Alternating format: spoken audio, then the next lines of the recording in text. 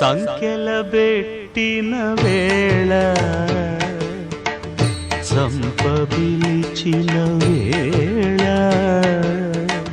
సంఖ్యల బెట్టిన వేళ చంప పిలిచిన వేళ అంకిలిగా అప్పుల వారాగిన వేళ వెంకటేశు నామమే విడిపించగతిగాక వెంకటేశు నామమే విడిపించగతిగాక